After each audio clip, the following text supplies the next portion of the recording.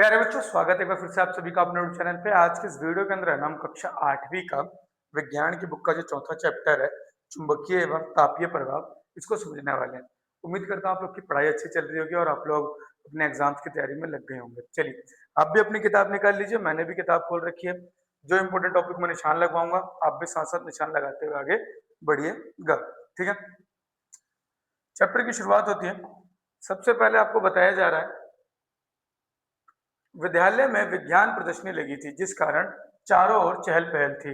मोहिनी और आकर्ष ने अपने मित्रों के साथ एक प्रदर्श से दूसरे प्रदर्श पर जाकर उत्सुकता पूर्वक विभिन्न प्रदर्शों के विषय में खोजबीन की, प्रश्न पूछे एवं मुख्य बिंदु अभिलेखित किए। एक सामान्य प्रदर्शन में उन्हें बहुत आकर्षित किया। यह उनके विद्यालय के वरिष्ठ विद्यार्थी सुमना द्वारा प्रदर्शित उत्थापन विद्युत चुंबक का कार्यकारी प्रदर्शन था। इनमें किसी क्रेन की तरह कोई हुक नहीं लगा था, अपितु एक कील के ऊपर तार लपेटकर उसे बैटरी में संयोजित किया गया था। जब सुमना ने परिपथ बंद किया, कील लोहे से बनी कागज पेपर क्लिपों को चुंबक की भांति ऊपर उठाया। जैसे सुमना ने परिपथ खोला, कागज क्लिपें कील से पृथक हो गई। मोहिनी एवं आकर्ष आश्चर्यचकित थे। उन्हें कक्षा छठी की पाश्य पुस्तक जिज्ञासा के अध्याय चुंबकों के जानने में सीखा हुआ एक तथ्य स्मरण हुआ कि चुंबकीय पदार्थ जो होते हैं चुंबकों द्वारा आकर्षित होते हैं और लोहा एक चुंबकीय पदार्थ है, परंतु सुमना के प्रदर्शन में कोई चुंबक नहीं था, अपितु एक विद्युत परिपथ था। वे बहुत रोमांचित थे एवं इस प्रदर्शन को स्वयं बनाने का प्रयास करना चाहते थे। बताइए कि स्कूल के अंदर अनेक साइंस एग्जीबिशन लगा हुआ है, विज्ञान प्रदर्शनी लगा हुआ था। उसके अंदर उन्होंने देखा कि कोई बड़े बच्चों ने एक ऐसा क्रेन बना रखा है जो कील वगैरह को उठा दे रहे हैं और थोड़ी देर बाद कील वगैरह नीचे गिर जा रही है। तो ये देख करके वो काफी ज्यादा चौंक गए। उन्होंने सोचा कि ये क्या है, और उन्हें छठी कक्षा में पढ़ा हुआ चैप्टर चुंबकों को जाने याद आया, जिसमें उन्होंने पढ़ा था चुंबकीय वस्तुएं जो होते हैं चुंबक से चिपक जाते हैं, तो वो बनाना चाहते हैं। तो चैप्टर की शुरुआत होती है, क्या विद्युत धारा का कोई चुंबकीय प्रभाव होता है? इसका जवाब है बिल्कुल हाँ, होता है। इसको दिखाने के लिए उन्होंने एक एक्टिविटी करी। अगर आप ध्यान से देख पा रहे हो तो मैं आपको थोड़ा जूम करके दिखाऊं। विद्युत का सेल है, कंपास है, कील लगी हुई है, तार अभी खुला हुआ है, अभी बिजली इसके अंदर प्रवाह नहीं हो रही है। तो उत्तर दक्षिण ऐसे हमारे को दिखा रहा है कंपास, ठीक है जी। लेकिन जैसे ही हमने कनेक्ट करा ना, वो उत्तर दक्षिण से ऐसे हो गया। इससे हमें क्या समझ में आया, जब विद्युत धारा प्रवाह हुई तो कंपास की जो सुई थी वो दाएं बाएं हिली, डिफ्लेक्ट हुई, और इसी के आधार पर हम ये कह सकते हैं कि वहां पर चुंबकीय प्रभाव देखने को मिला होगा। अब यहाँ पर आपको एक डेफिनेशन दे रखी है, चुंबक अथवा धारावाही तारों के चारों ओर का वह क्षेत्र जिसमें चुंबकीय प्रभाव जैसे डिस्क सुई के विक्षेपण का अनुभव किया जा सकता है, उसे चुंबकीय क्षेत्र कहते हैं।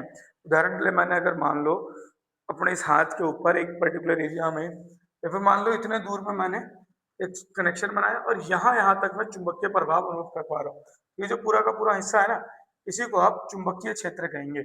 वह हिस्सा जहाँ पर चुंबकीय प्रभाव अनुभव किया जा सकता है, उसी को आप क्या कहते हैं? चुंबकीय क्षेत्र कहते हैं। फिर विद्युत धारा का चुंबकीय प्रभाव से आप क्या समझते हैं?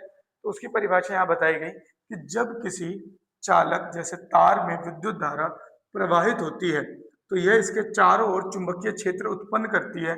यह परिघटना विद्युत धारा का चुंबकीय प्रभाव कहलाती है।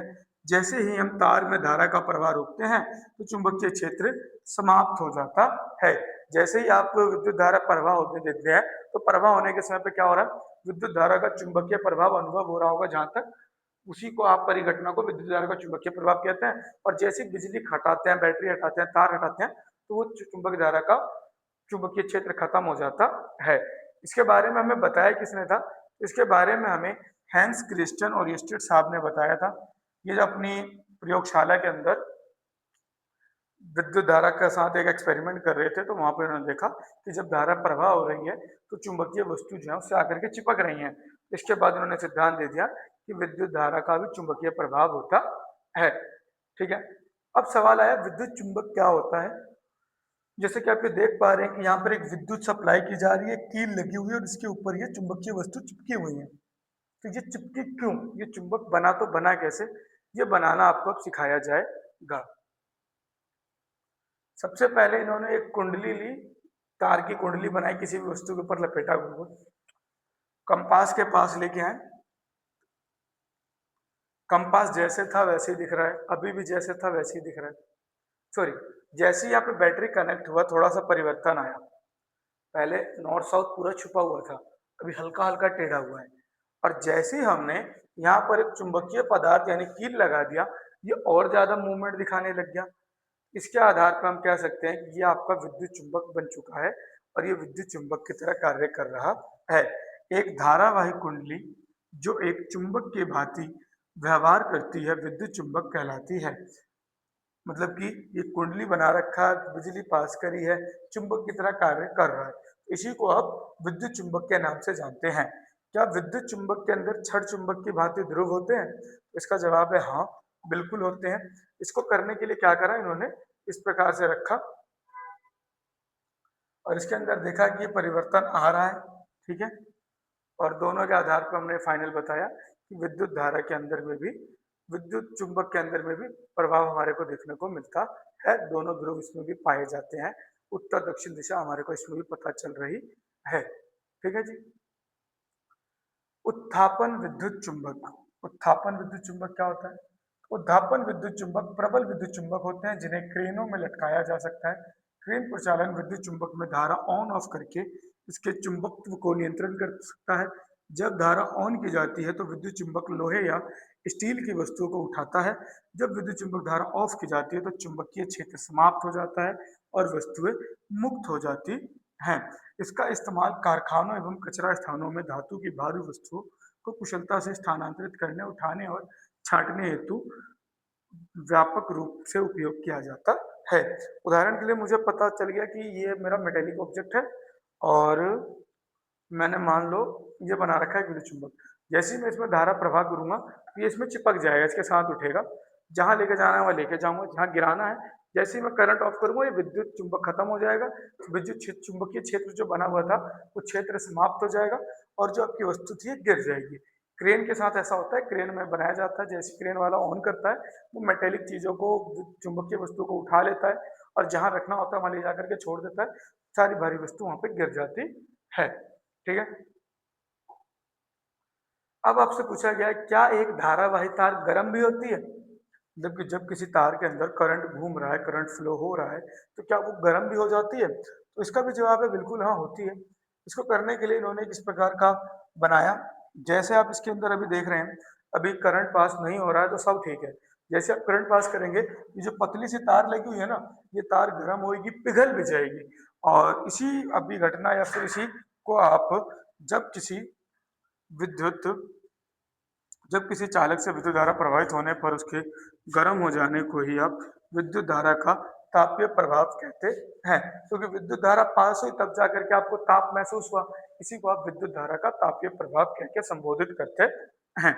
आगे बढ़ते हैं, विद्युत धारा का तापीय प्रभाव कहाँ कहाँ इस्तेमाल में आता है? तो कहीं ना कहीं आपने हीटर के अंदर इस वाले, ये भी हीटर की तरह ही होता है, ठंड में इस पर रोटी बना लेते हैं लोग, बाकी हीट कमरे को गर्म करने के लिए होता है। बिजली की केतली, प्रेस में आपने पानी गर्म करने के रोड में, या फिर ये हेयर ड्रायर के अंदर आपने देखा होगा, इसके अंदर विद्युत धारा प्रवाह की जाती है और ये आगे से आपको गर्म गर्माहट या गर्म हवा या चीजों को गर्म करता है। कहीं ना कहीं इसके अंदर विद्युत धारा का तापीय प्रभाव हमारे को देखने को मिलता है। बैटरी से विद्युत धारा कैसे उत्पन्न होती है? आपने दोनों प्रकार के प्रभाव पढ़ लिए। सबसे पहले आपने चुंबकीय प्रभाव देखा, उसके बाद आपने तापीय प्रभाव देखा। अब आपसे पूछा जा रहा है कि बैटरी के अंदर विद्युत धारा उत्पन्न कैसे होती है। तो सबसे पहले आपको वोल्टीय सेल के बारे में बताया जा रहा है। कौन से सेल के बारे में बताया जा रहा है? वोल्टीय सेल के बारे में।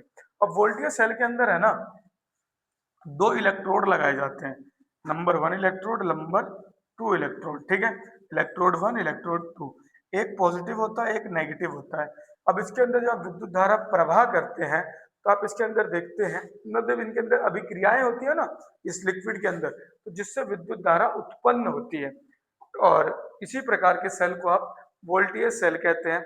और आपने इस प्रकार के सेल यूज करे होंगे कहीं ना कहीं पर जरूर।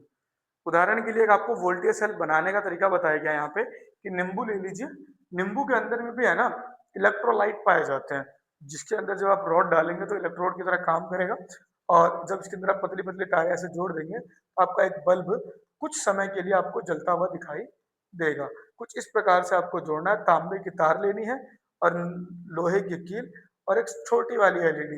ये नहीं कि आप घर की एलईडी जलाने की कोशिश करेंगे, क्योंकि नींबू के अंदर उतनी ही शक्ति होगी कि वो एक छोटी सी एलईडी को कुछ समय के लिए जला के दिखा पाए आपको, ठीक है। चाहे तो आप ये परिघटना करके देख सकते हैं। वोल्टिक सेल समझ में आ गया। गीला होता है, रसायन होते हैं जिनकी वजह से विद्युत धारा उत्पन्न होते हैं। फिर आए आपके पास शुष्क सेल। शुष्क सेल किसे कहते हैं? शुष्क सेल सूखे हुए सेल होते हैं। इसके अंदर है ना, वोल्टीय सेल की तरह कोई भी गाढ़ा द्रव्य नहीं होता है, बल्कि शुष्क सेल के अंदर आपका कार्बन की छड़ होती है, जस्ते का पात्र होता है और विद्युत अपघट्य होती है। मतलब जो लिक्विड होता है उसको सुखा करके एक ड्राई सा पाउडर बना लिया जाता है, सूखा हुआ, और वो लगा हुआ होता है, जिसकी वजह से इसको शुष्क सेल के नाम से भी जाना जाता है।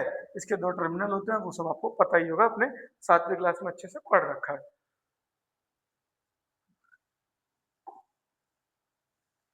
फिर आता है आपके पास पुनः आवेशनीय बैटरियां। पुनः आवेशनीय बैटरियां उन बैटरियों को कहा जाता है जिन बैटरी को अगर आपने एक बार इस्तेमाल कर लिया ना, तो आप दोबारा भी उसका पुनः उपयोग कर सकते हैं। मतलब कि एक बार जैसे आपकी फोन की बैटरी खत्म हो गई, तो ये नहीं कि आप उस बैटरी को फेंक देंगे, आप उसमें चार्जर लगाएंगे, चार्ज करेंगे, फिर दोबारा आपके फोन की बैटरी चार्ज हो जाएगी और आप उससे काम कर सकते हैं।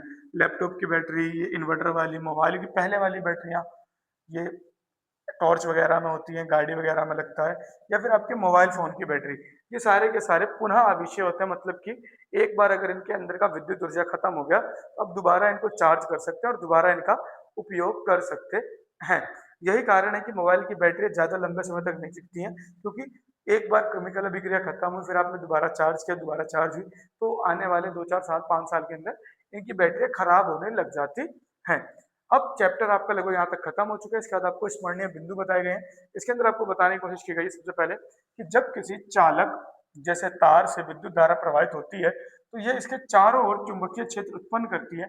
इसी परिघटना को विद्युत धारा का चुंबकीय परिवाह कहते हैं। मतलब कि पूरा का पूरा आपने परिपथ बना रखा है, उसके अंदर विद्युत धारा प्रवाह हो रही है, उसके चारों तरफ आपको चुंबकीय क्षेत्र देखने को मिलेगा। सेकंड चीज आपको बताया गया, चुंबक की भांति व्यवहार करने वाली धारावाही कुंडली को विद्युत चुंबक कहते हैं। मतलब कि जब आपने एक कुंडली बनाई धारावाहिक तार से और देखा आपने बैटरी कनेक्ट करके तो चुंबक की तरह काम कर रहा है, तो आप इस प्रकार के चुंबक को विद्युत चुंबक कहते हैं। व्यवहार्य अनुप्रयोगों हेतु अधिकांश विद्युत चुंबक में इसमें प्रबल चुंबक बनाने हेतु एक लोहे का रॉड लगा हुआ होता है। अगर ज्यादा अच्छा इफेक्टिव बनाना है तो इसके अंदर आप लोहे का रॉड डाल दीजिए, कुंडली उसके ऊपर लपेट दीजिए, तो और बढ़िया आपका ये विद्युत चुंबक बन जाएगा। चालकों में विद्युत धारा प्रवाहित होने के कारण ऊष्मा का उत्पन्न होना विद्युत धारा का तापीय प्रभाव कहता है। किसी प्रकार के चालक के अंदर जब आप विद्युत धारा का प्रवाह करते हैं, तो आप महसूस करते हैं, आप देखते हैं कि वो गर्म हो जाता है। इसी को आप विद्युत धारा का तापीय प्रभाव कहते हैं। सेल अथवा बैटरी एक युक्ति है जो भीतर होने वाली रासायनिक अभिक्रियाओं के कारण विद्युत धारा उत्पन्न करती हैं। आपने 3 प्रकार के सेल पढ़े हैं। सबसे पहले आपने पढ़ा वोल्टीय सेल, जिसके अंदर द्रव्य रूप में होता है, लिक्विड रूप में होता है। फिर आपने पढ़ा शुष्क सेल, सूखा सेल, और फिर आपने पढ़ा पुनः आवेशनीय बैटरी, जो कि आवेशित करके पुनः उपयोग किया जा सकता है, जो दोबारा चार्ज करके आप दोबारा इस्तेमाल में ले सकते हैं। ये था आपका चैप्टर नंबर 4। उम्मीद करता हूँ बड़ी जल्दी और काफी शॉर्ट में आपने इस चैप्टर को समझ लिया होगा। अगर आपको इस चैप्टर के अंदर कोई भी डाउट है, किसी प्रकार का टॉपिक आपको समझ में नहीं आया हो, तो कमेंट सेक्शन में जरूर बताइएगा। वीडियो अच्छी लगी हो तो वो भी जरूर कमेंट सेक्शन में बताइएगा। साथ ही साथ आप लोग का एग्जाम कब से शुरू होने वाले, एक बार कमेंट सेक्शन में बता दीजिएगा, ताकि आपके एग्जाम से रिलेटेड इंपॉर्टेंट क्वेश्चन आंसर की वीडियो हम लेकर के आते रहें। ये था आपका चैप्टर। उम्मीद करता हूँ आपको चैप्टर अच्छा लगा हो। धन्यवाद, मिलते हैं अगली वीडियो में।